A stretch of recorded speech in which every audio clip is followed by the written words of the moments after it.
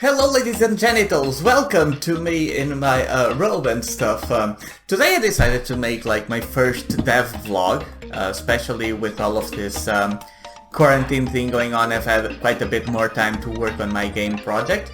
So since one of the things I like the most is learning and also teaching, I decided that I would kind of show you what I've been doing, how I've been doing it. Now keep in mind that I'm still learning a lot. Most of what I'm doing is not necessarily the best practices or how you should do things, but hopefully, especially if you never knew how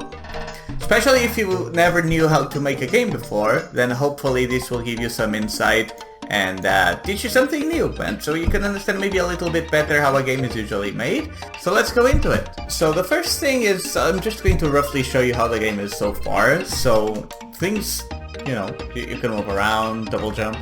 If you stick around until the end, I'll give you a place where you can actually play this as it is right now, and I will also be updating it for future versions, as well as the repository if you want to download the actual game yourself, and then work it on Godot if you are a game developer or want to fiddle around.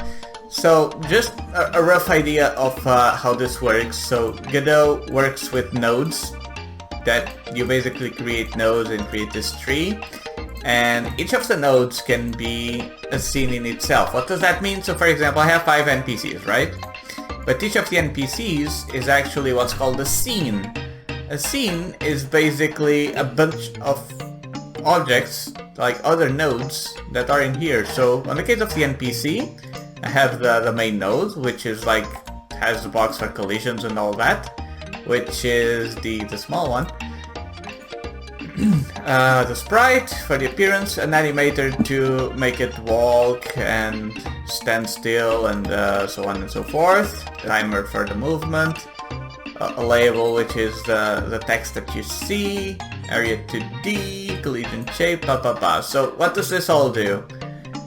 I also have here the script. If you are into code as well, I can then later go through the script line by line and explain how it works. But basically it just sets the animation to be the idle. This basically makes it so that the NPC is constantly being pushed down until it hits the floor. So that's what is the delta times gravity, so the speed will keep going down until it falls. It also means that every second or so, every time the engine processes things, it will also move in the direction. I created here a function that randomizes a number between -1, I think, yeah, between -1 and 1. Meaning that if it is -1, the direction will be left. If it is 1, the direction will be right, and if it is 0, he will stand still. I also have here, yeah, if the direction is 0, as in the speed also is 0 and he's standing in the middle, then the animation will be idle. And if the velocity is above, or rather, if it is not 0, then it will change the scale to the direction, blah blah blah. I'm not going to get too much into it because I don't know how many of you guys actually, you know, understand code too well, but yeah. I also have here the player scene, which, you know, has some text and all. For example, the sound effect should not be here, especially because the sound effect plays the sound of balloons popping. And there's also the script here, which is a very big mess. I tried to separate some functions and all, but still there are a bunch of things that should probably be put a bit more modular, but I have already sorted out a few things. And now, one of the reasons why I like Godot so much is because they have what's called a tile map. It's probably better to show you on another scene. So here we have level 1, right? The first level. And so, the problem I had with Unity is creating stages. But here I can just create a tile map that already has collision. And I don't know, I can for example make this. And if I play this,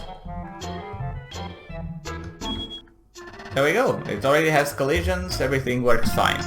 Now, the problem with this, it doesn't really work with objects like coins and teacups and all that. So I would have to do, like I did with Unity, create a prefab, which is basically a bundle of, you know, the script with the images and the physics and the logic and all that.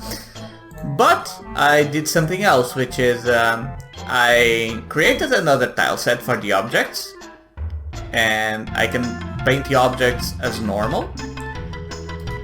The thing is, however, that, as I said, this will make it so that they will not, you know, spawn with scripts and physics and all that, because the tile map is basically just for the appearance, right? It just paints the scene. So what did I do, which I was really excited about when I figured it out? So I created a script on the level, which should probably, whatever. I created a script and I made it so that whenever I start the game, I call the function which is called add objects. What does the function add objects do? So it will basically go through the list of all the cells. What is a cell? A cell is each of these tiles. So for example, this would be cell 00, as you can see there on the top right. This will be 10, 20, so on and so forth.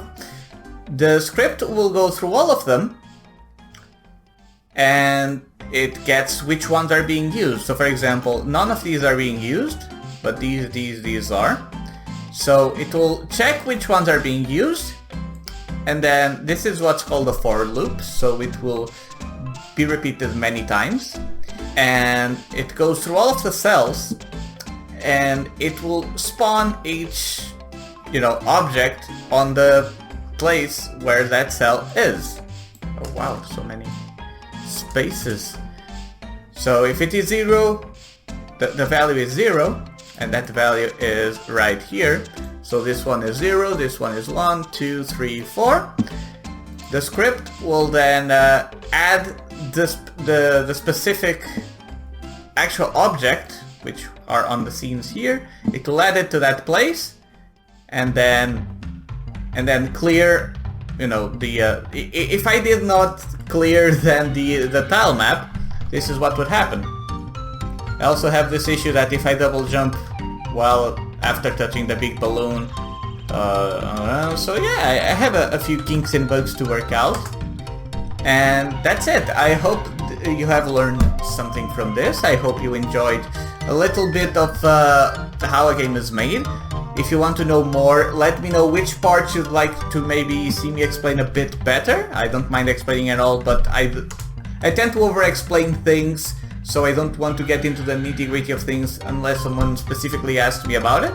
If you want to know like how I handle the, I don't know, the door, the messages appearing or anything like that, do let me know. If not, then I'll just try to keep this a bit more high level so that most people can understand this. But yeah, thank you all for watching. If you'd like to play this game, go on to madcowe.com, and there will be a button there somewhere called Popper, probably on the top right, that you can click on and then go into the game itself.